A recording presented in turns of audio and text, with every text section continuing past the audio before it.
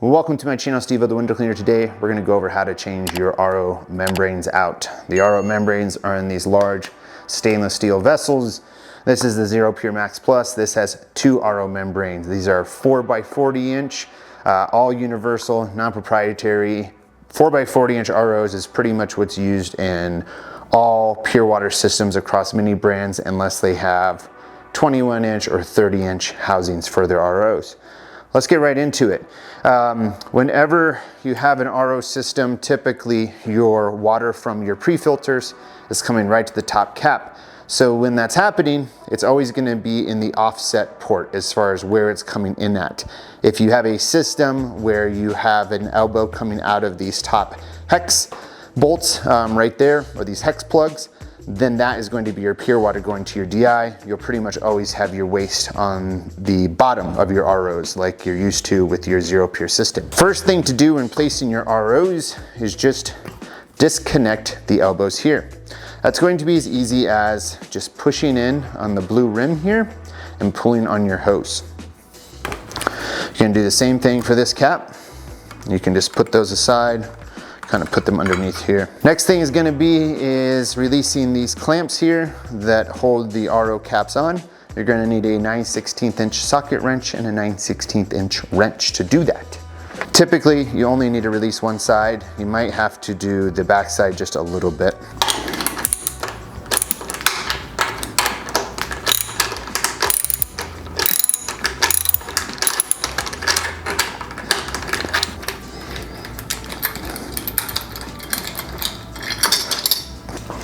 So you see, if you just release one side, typically you can just kind of open it up and leave the one side together. For the sake of this video, I'm just going to do one side. I'm actually not needing to replace my ROs, but I can show you all the necessary steps to be able to do it. After that, we're going to take these caps off. Sometimes, depending on the housings that you get, these caps can be just a tad bit different. So what I would suggest having is a putty knife of some sort and basically working your way underneath the ledges here. And also a soft mallet will help.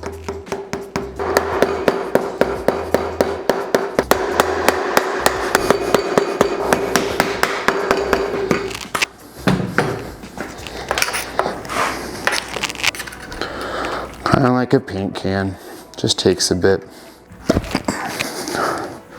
So sometimes it just takes a bit to get these caps off.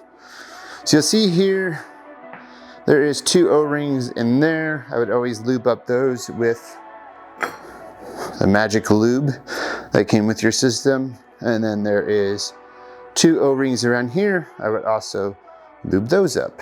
Have some sort of towel with you just to wipe away any extra crud that's maybe around that top. Once you open it up, you're gonna see the filter in here with this little nipple. There's a nipple on both sides of this RO.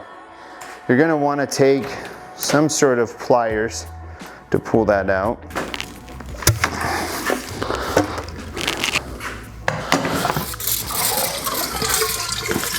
So this is an Axion XC3. These are the newest ROs that we have.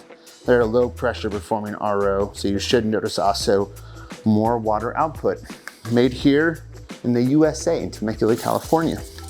So once you pull your old RO out, let's say that that's the old RO, we'll put a new RO in.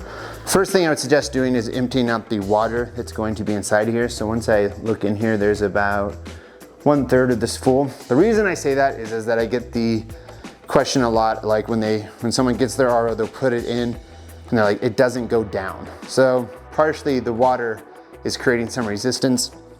So if you let that water out, it's gonna be a lot easier to put the RO back in. Now, once you get your new RO, we're gonna act like this is a new RO. One thing you'll see come with your new RO is like a little plastic piece that's like about 1.5 inches, and it will have two black O-rings in it. You don't need that, so you can throw it out. It's for linking multiple ROs if you were doing hydroponics, I believe. And so with your new RO, there's gonna be two ends. Be end look like that, and an end that looks like this. This little black flap here is your brine seal. Your brine seal is always going to go where the flow is going. So you see flow going down, the flow is going from the top down. So first thing we're going to do with even a new RO is we're going to take a little magic lube and lube up that brine seal. You only need like a super small dollop. So right around that brine seal. And this is just to prevent your O-rings from really cracking. And then I'm gonna put that back in. So I kept the water in, see it going very slow. Typically it's just gonna push the water out. I feel it engage to the bottom. So it's right back in there. It's sitting about that low so that that cap can seal into that nipple. I'm gonna take our cap here. We're gonna apply magic lube to all these O-rings.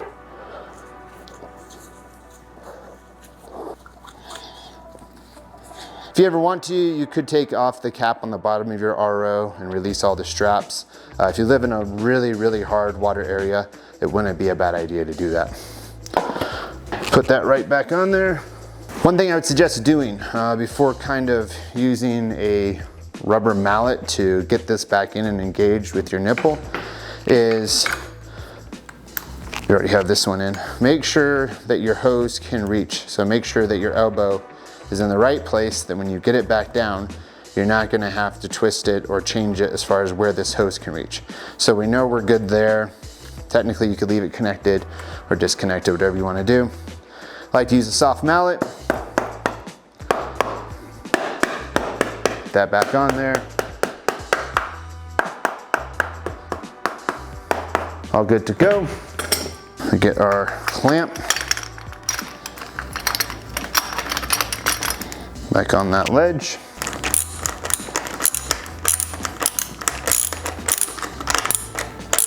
So after that's back on, we'll just plug our hoses back in. We're gonna say that it's both sides.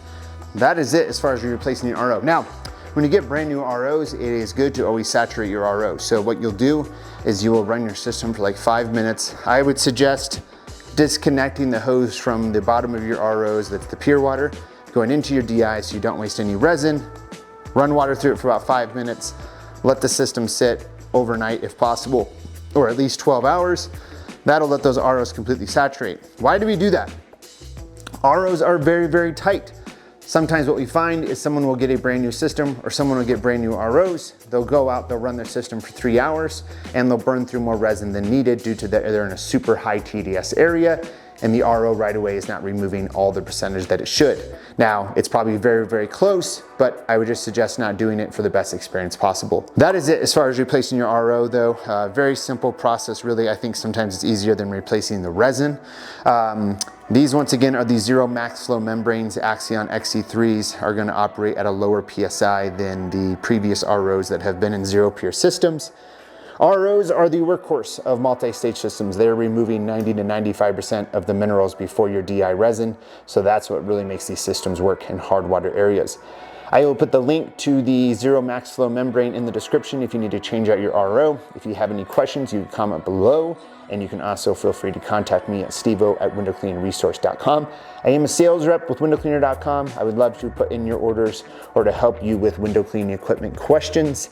That is the only way that we get paid. Or you can also check out with any of the links that are in my descriptions. That is the same as placing an order with me as well. So that is it as far as replacing your ROs. This is the Xero Pure Max Plus system. I know you can't see this, all of it, but these are my preferred systems as far as a double RO. Is going to produce double the water volume than a single RO. I hope you all have a great day and we'll talk to you soon. Bye-bye.